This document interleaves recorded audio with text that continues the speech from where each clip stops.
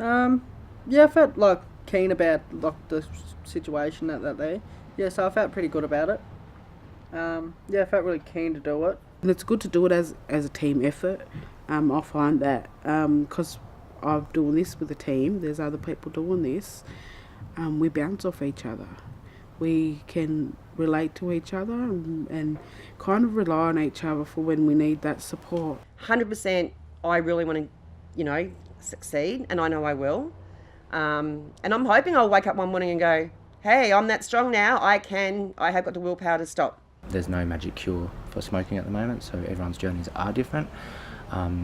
And we know evidence points that it takes at least 12 attempts to successfully be quit for the rest of your life, smoke-free. So this being my second attempt, it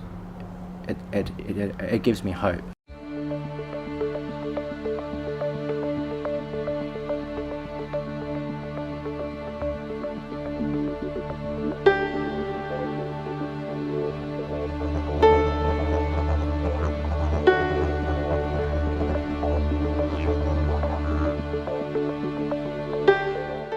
When members of the Gippsland Tobacco and Healthy Lifestyle team met in 2017 to work through the details of a significant information and training package to follow on from the highly successful work they'd been doing in this area to help their local Gippsland communities, it became obvious that there was a major obstacle standing in their way. 4 of them were still smokers themselves. It was an issue that they could no longer ignore. The elephant in the room. The elephant in the room for us is that 4 of us tobacco action workers on a team of 6 are actual smokers ourselves. Yeah. And we have tried our quit journey before, and as you know, as a quit. With great courage, the group agreed to open up, to invite others to follow their personal quitting journeys, all captured on camera.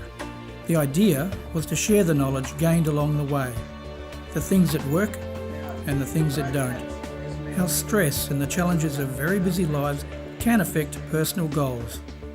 The ups and downs and the tips gained along the way. They could see that their journeys were the same as the people they wanted to help, so they decided to invite others to join them on their personal quitting journeys. Their journey begins.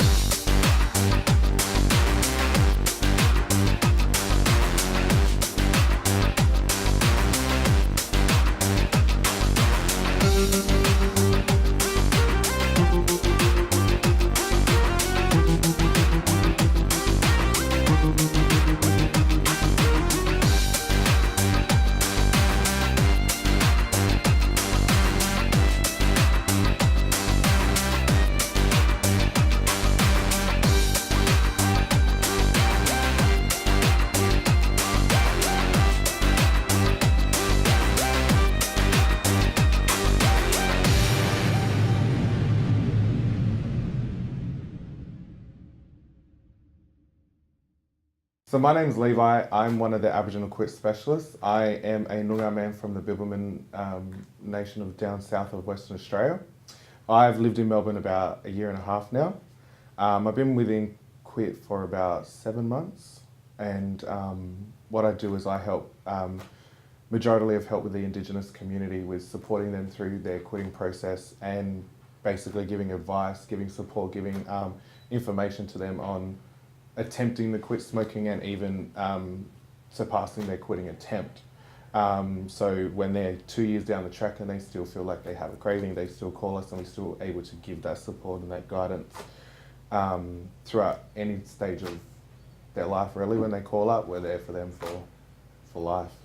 We wanted to try to combat the elephant in the room when it comes to us, in the sense of how do we do our job really effectively within our community, but we're also smokers as well, so how can we influence people to give up when people know that we're actual smokers as well? So what we'd like to do is try to start our quit journey again and get to a successful point, and we wanted to try the quit journey for a good 3 to 4 months, and hopefully at the end of that the 4 of us will be quit.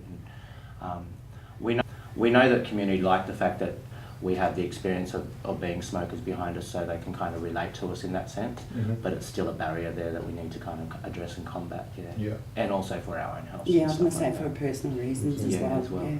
So mostly what we'd ask first off is, why do you smoke? is the reason why you've relapsed? What's the main reason you're wanting to smoke? My relapse was stress. So something happened that I didn't have any control over or couldn't change, so need a cigarette. Yeah. And then and I think when you do relapse, I think that instead of going on your journey, keep going on your journey and going, it's okay, I've made that mistake, but I'll keep going. I think you kind of stay stagnant. You stay at that level where, oh, I'm smoking now, so I'm going to keep smoking. Yeah. So yeah. Then you try again, and then the stress will happen again. So you back. Yeah. Yeah. There's no. You haven't had that support and the strategies that you would normally use. You don't have that structure. No. What about you? Mine would be stress, yeah, and partly a social smoker also. Yeah. But yeah, due to family stress and yeah, it's mainly mine that triggers. Yeah. Yeah, but I'm not a very big smoker. I just normally have one or two and that's it. Okay, so you're not actually you're mainly not socially dependent on the cigarettes part of it. It's more of that social thing and that quick release of stress kind of action. Yeah. So it's like a low dependency on the tobacco kind of feeling in that where it's actually. I'm not addicted. You're one of those that you can stop it, you can pick it back up. You know, it's very thing, but and it's easy for you to actually attempt to quit and actually stay quit if you actually. Get on that path, because people that have that low dependency tend to find their other avenues when they use those strategies and those different techniques and that to actually stay quit. Yep. What about you, buddy? Well, like Shetty said, stress, but with me, it's mainly everyday life. So with the struggles I go through out of work, it's a bit full on. So yeah, I use smoking as a stress relief sort of thing. Mm-hmm. But yeah, on like weekends and stuff, when I do socialise and whatnot, that gets me too. Mm-hmm. So when I'm out and open and dealing with my problems, but there is some that I can't deal with or don't know how to. So that's why, so when I'm out and about, I'll just pick up a cigarette and have a... So when you're out, you don't realise you have that control to kind of count, okay, I've had 5 cigarettes, maybe I should stop because I've had 5 in an hour.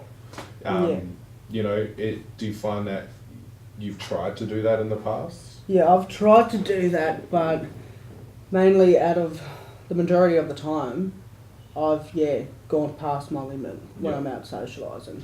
Yeah. And then, like I said, and then I'll realise and I'll think, I've gone over 4, 5, 6 and whatnot. And have you found when you, even when you were saying you were stressed, when you weren't stressed, did you find, because you were smoking so much, because you were stressed, you just kept going? Did you find that it just kept rolling on? Like, you had about 3 or 4 smokes when you were stressed, and now you weren't stressed, now it's kind of like, oh, I'm bored because I'm not stressed anymore. Do I keep smoking? Yeah, because sort of when I have them, breaks, when I'm not out and about, I don't have as many. But then I have, I could have 2, I could have 3, I could have 4 throughout the day. But in the end, I'll probably, forget or deal with something what I'm dealing with, and then I'll have another.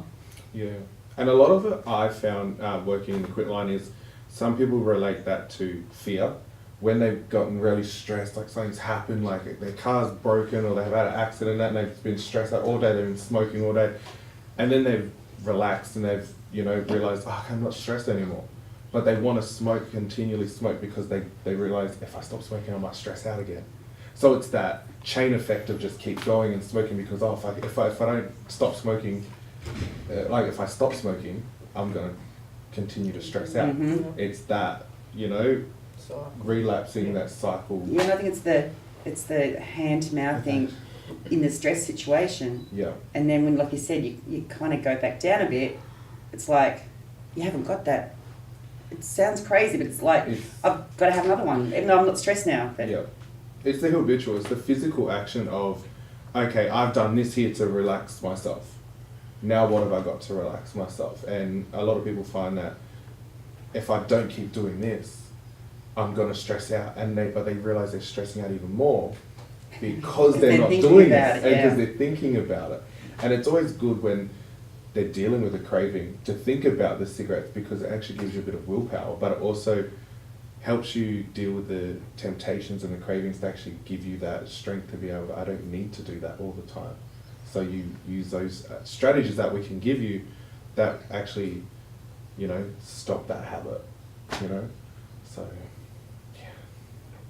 And what was it for your one? So the reason I wanted to get back on my quit journey was a lot to do with boredom, a lot to do with my stress levels when it comes to my job, and a hell of a lot to do with my health. So obviously health is a pretty standard one. It's pretty straightforward in what that means, what that looks like. So smoking is dangerous for your health. I'm also a professional singer, so it kind of helps with my breathing if I don't smoke. All that kind of stuff. The boredom kind of thing is, so when I'm busy I don't tend to smoke as much, so if I'm flat out busy, I don't tend to think about smokes or anything. The moment I am not busy, boredom starts kicking in, start replacing that busyness with something which tends to be cigarettes a lot. I find social situations when I'm having a drink too can be bits of triggers for me as well. Yeah, so I can be at work and have 1 or 2 or 3 cigarettes in that work day, as an example, but when I get home I can go into the 10s. Yeah. It's like I've made up for what I've missed out on during the day. Yeah. Yeah, so they're my kind of triggers and my reasons behind wanting to. Yeah, and a lot of what we found with boredom as well, it's a lot of people that talk to us on the Quitline tell us, you know, I work like 9 to 5 and I'm flat out all day, and then when I get home it's just, I like to just lay in bed with a cigarette and do nothing. And they realize it's all because of boredom. And it's like when you as you were saying, that you work so much, and then when you're not busy you find that cigarettes are that release and that thing to fill in the time. But if you say you were really, really hungry, you were stuck out on a farm and you had nowhere, if you wanted to go to buy food, you have to go 20 minutes, a 20-minute drive, and you have a packet of noodles. You're just going to eat that packet of noodles and be satisfied because it's quick, it's easy, it's fast. Yeah. And that's what cigarettes are kind of like. When you're very busy and you're very, on the go, and then you become really bored, you're just like, oh, what am I going to do? Oh, let me have a cigarette, because if I get on set, have a cigarette, I could play a game. And then when I play a game, I'll finish that cigarette, but I'll continue to light another cigarette because I'm engrossed in what I'm doing to fill my boredom.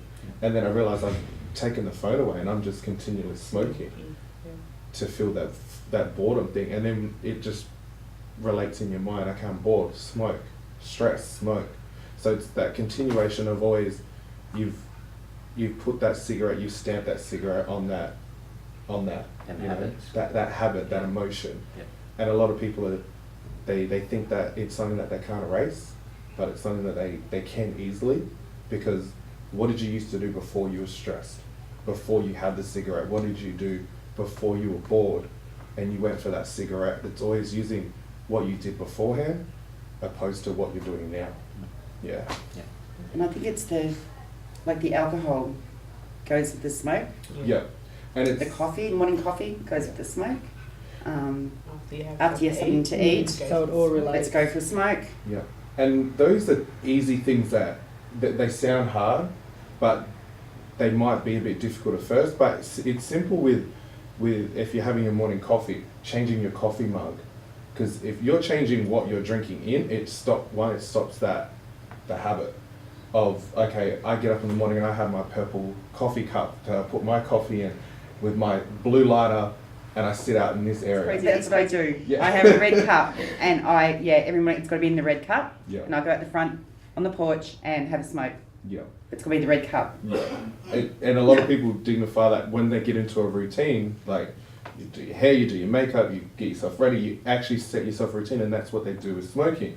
So it's like that, changing your coffee cups, even changing the brand of coffee, even changing it up and like, oh, okay, I'm not going to drink a flat white, I'm going to drink a latte or a cappuccino, I'm going to get instant coffee, I'm going to get something different. Even trying to drink teas and that kind of stuff, it's just changing what you drink and what you do.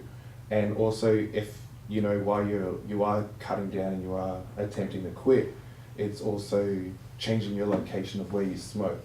So we say, make it as unpleasant as possible. You're not gonna grab a plate, your breakfast, and go and sit by the bins and enjoy your breakfast. And that's what you want to do, is go somewhere where it's uncomfortable.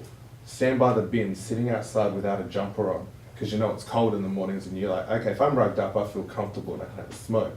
You know, putting all your anything related to cigarettes outside, that if you smoke outside, taking them away. And if you smoke indoors, changing your habit of making it in-home smoke-free. And that's so. I just wanted to introduce Caroline. Just wanted to see how you fit in with the program of the Elephant in the Room. Yep. I'm part of the Tobacco Action team. So I've been with this program since its beginning. So I just help support these guys on their journey. And so I'm a non-smoker myself. And yeah, we just work together to support each other and the community. So first I actually brought quick packs to everyone. I wanted you guys to have a quick pack, so I wanted to pass these ones down. Just to show you, these are what we normally would send out to you guys in the Quitline. But you guys might have seen that in the past when you guys have dealt with your other clients and such as well.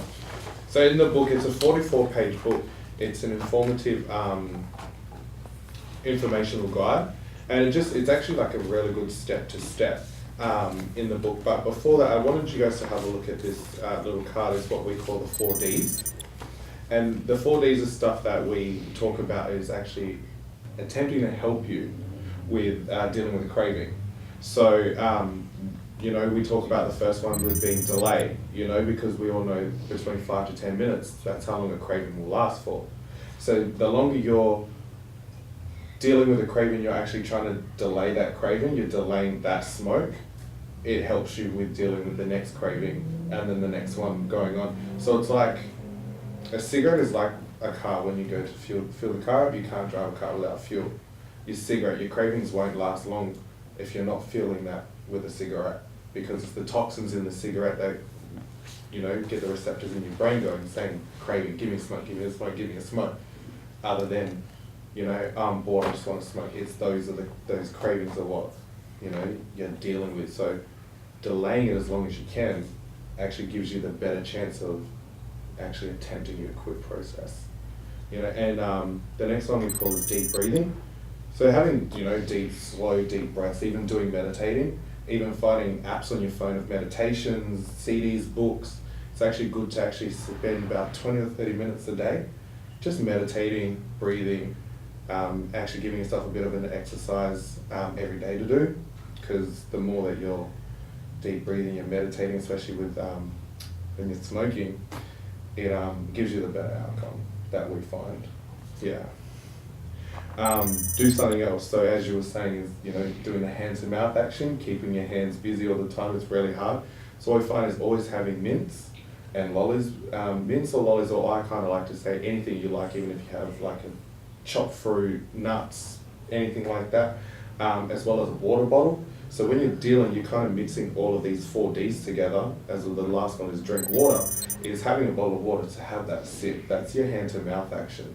And then doing a deep breathing, doing with a delay, it actually gives you that outcome. So when you're realizing, okay, I'm going to go and do something else, I'm going to take my water bottle with me and I'm going to walk off and I'm going to clean the laundry, I'm going to make my bed, I'm going to go for a walk, I'm going to go and do my shopping, even though I've got to buy broccoli, I'm going to go and just buy that broccoli and I'm going to walk to the shops. So you're doing that hand to mouth action, and that actually helps you with that sensation of that physical action. And in the end, you know, you realize, oh, I've finished a craving, you know. And the way I like to look at it is, if you have a smoke at 9 o'clock, you deal with the craving, okay, the next one you might have is in half an hour. Okay, do the exact same thing, I'm going to run through, I'm going to deep breathe, I'm going to delay, I'm going to use my water bottle, I'm going to use my mints. Okay, I've done that. But then I get to the third one, I'm like, okay, I can't deal, I need a cigarette. But then you have that cigarette, but then you sit there and think about it while you're smoking and realize, wait, I've just had 1 cigarette when I usually would have had 3. And you accomplish it, and you know, you really applaud yourself and realizing, okay, I've cut 2 cigarettes out of 3. Or if you realize you've cut 1 out of 3. I like to use that 1 to 3 system with my clients, because I find that it actually works. Another thing in here in our Staying Quit is a 1-day smoking diary. So it's on page 24. So this is a good thing to outline when you're starting to quit. So it gives you an outline of when you're smoking, how much you're smoking a day, and all that stuff. So when you're finding a really big day, so you kind of outline it through a week. And when you kind of don't use this just yet, use a little notebook. And I like to say is, when you have a cigarette, write it down. Then compare it Monday to Friday, and even on the weekends. Find what you were doing at that time, and then write that day in here. Write your most stressful day in here, because then you'll find, okay, at 8:30 I got up and I didn't have breakfast, I had a cigarette. And then at 9 o'clock I had another cigarette. Oh, but wait, I had my feeling, I was sad when I woke up, but then I was depressed. But then when I got to lunchtime at 12 o'clock, I only had one, and then I didn't have any from them because I had a good day at work. And then you realise and look back and think, hey, it's all because of my stress in the morning. So maybe let me change it. Let me try and do something else to deal with that stress and to deal with that sadness. So then in the morning, tomorrow, I'm going to try and do something a little bit different. Yeah. So it kind of starts you, when someone's losing weight and they go on a diet, this is like your diet. You write it in as your diet of quitting smoking or cutting down. And then when you, if you have a look at the, just at the back of the book, so we have like what we have on the Quitline, which is our few of our support networks, I guess. So one of them is our Quitline, which is our Quit call number. We also have our Quit Coach, which is a web-based computer program. Yeah, I tried Quit Coach. I quite liked it because it was really personal. Yeah. The information you put in, it spits back on a more personal kind of detailed journey kind of outlook for you. Yeah. Yeah. And now we're, I believe that I think we're updating the Quitline website, so it's making it more informative, more innovative, a bit more structured, so we can actually, you know, users that aren't so technology friendly can actually get on the computer and actually tick a box, and then it takes them to something else, and they can actually look at it and actually read something instead of getting frazzled, and then they get stressed and they're like, oh my god, I need a cigarette now. Yeah, So turn the opposite. Yeah, they turn the opposite, you know, we want to turn the opposite into a positive of, you know, giving them something easy. If they don't, they feel a bit ashamed about calling us up just now, we can just say, have a look at the website, you'll think. Then they'll come back with like a page of questions and think, oh my god, like, I should have called you earlier, but I didn't look and realise until now. And then I had a question, and then they will say curiosity kills the cat. They want to ask, what does this mean? And that's how it starts. Oh, well, thanks for talking with me today, guys, and, you know, congratulations on starting your attempt, and can't wait to see you guys in 3 months and revisit and see where we're at. One of the things that I've asked you to do as a filmmaker is just to document your journey with a video diary. So I've actually bought you all a really nice little camera. So it's a beautiful little camera, it's a really good audio, and all you have to do is turn it on and talk. A lot of people I found don't realise that talking to you, having a talking to yourself is therapeutic, and actually talking out aloud. So recording yourself talking, and especially with these guys doing a video diary, it actually will help them to, one, listen back to themselves and listen to what they said 2 weeks ago or a month ago, and they'll look at it and think, wow, I thought like that, you know, I don't think like that now. And being able to, you know, express themselves in another way, it actually gives them another strategy of, if I feel like a cigarette and I feel like I've got a craving, let me record it.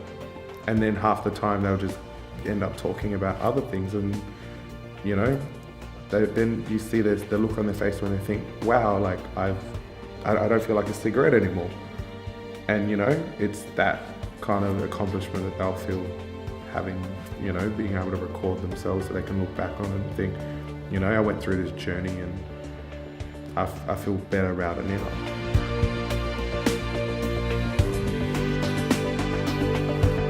Well, you got to stop smoking. She's telling you, so you got to stop. So I figured, well, I've got to stop. She wants me to. She doesn't like it, well, I've got to do it. And it'd be good for me because I'm only 21, so I'm still at that young age. So I still have that, how to give it up, but to keep myself healthy. Because I see the ones giving up, but it's too late. They're giving up, but they're stuck with the sicknesses. I sat down with one of our tobacco action workers and with Aboriginal Quitline and created a whole action plan over the next 3 months of where I'll be and where I'm going to get to and how I'm going to get to those steps and what challenges I might face and how I'm going to overcome those challenges. So for me, I'm just going to follow that action plan, work closely with tobacco action workers and with Aboriginal Quitline and try to combat it that way. I will have my diary can with me all the time. And every time I want a cigarette, I will actually put it up first, which will, not hopefully, will deter me.